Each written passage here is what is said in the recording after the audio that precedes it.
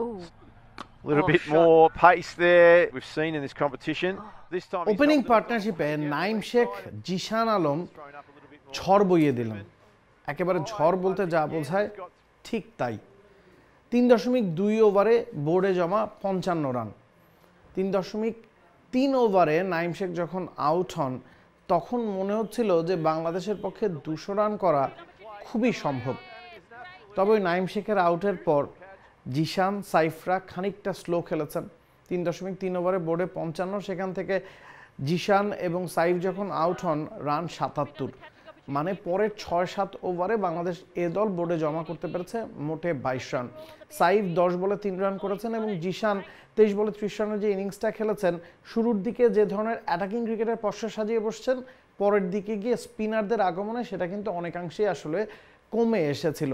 তারপরও বাংলাদেশ বোর্ডে 172 রান জমা করতে পেরেছে। ক্রেডিটটা নুরুল হাসান সোহানকে দিতে হবে, ক্রেডিটটা ইয়াসির আলী চৌধুরী রাব্বিকে দিতে হবে। দুজনের অবিচ্ছিন্ন 50 পার্টনারশিপে বাংলাদেশ বোর্ডে একটা ভালো রান জমা করতে পেরেছে। ওদের স্বপ্ন পূরণে পাশে থাকতে পেরে আমরা গর্বিত। তবে যাদের নামগুলো বললাম, নাইম শেখ 11 বলে 25 করেছেন, টানা 7 বলের ব্যবধানে 6টা বাউন্ডারি মেরেছিলেন, সপ্তম বাউন্ডারিটা মারতে গিয়ে তিনি আউট হয়েছেন। জিশান 30 করেছেন, নুরুল হাসান সোহান, ইয়াসির আলী চৌধুরী রাব্বি একজন 30-এর ঘরে একজন 20-এর ঘরে রান করেছেন, দুজনই অপরাজিত ছিলেন। তবে top scorer Afif Hossain 41 run করেছেন। এই টুর্নামেন্টে এখনও পর্যন্ত আফিফের রানই সবচেয়ে বেশি, তবে আফিফের ইনিংসটাই বাংলাদেশকে বিপদে ফেলে দিয়েছিল। আফিফ একেবারে শেষ ওভার পর্যন্ত 100 নিচে স্ট্রাইক রেটে ব্যাটিং করছিলেন। শেষ ওভারে গিয়ে তার দুটা বাউন্ডারি তার স্ট্রাইক রেটটাকে 100-র ওপরে নিয়ে যায়।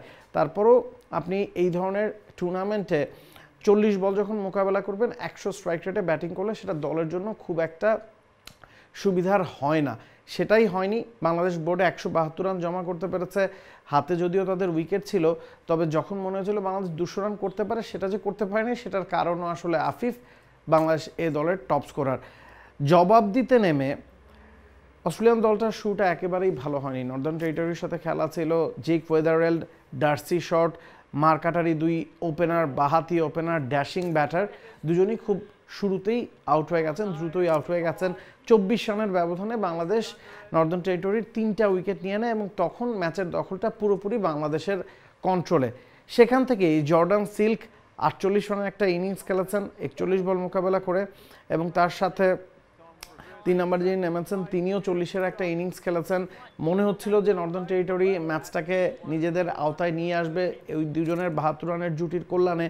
তবে যেটা হয়েছে, রাকিবুলকে ক্রেডিটটা দিতে হবে। রাকিবুল এই টুর্নামেন্টে এখনো পর্যন্ত এর আগে 6টা উইকেট পেয়েছেন 3 ম্যাচে। এই ম্যাচেও 2 সেট ব্যাটসম্যানকে, 40-এর ঘরে থাকা 2 ব্যাটসম্যানকে রাকিবুল আউট করেছেন 4 ওভারে 22 রান দিয়ে। তার নামের পাশে 2টা উইকেট। হাসান মাহমুদ 4 ওভারে 23 রান দিয়েছেন, তার নামের পাশে 2টা উইকেট। আলী ব্রেক থ্রুটা হাসান মাহমুদ এনে দিয়েছেন। তোফায়েল উইকেট পেয়েছেন। রিপন মণ্ডল আজকের ম্যাচে যথেষ্ট এক্সপেন্সিভ ছিলেন।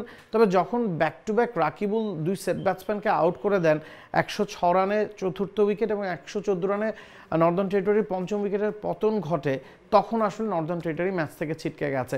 আস্কিং রেটটা বাড়ছিল, আস্কিং রেটটা 11-12 ছুঁই হয়ে গেছিল লেট অর্ডার ব্যাটসম্যানদের পক্ষে, আর সেই রানটা তাড়া করা সম্ভব হয়নি। প্রথম ম্যাচটা পাকিস্তান শাইন্সের বিপক্ষে হেরে শুরু করেছে বাংলাদেশ এ দল। দ্বিতীয় ম্যাচে নেপালের বিপক্ষে কনভিন্সিং উইন পেয়েছে।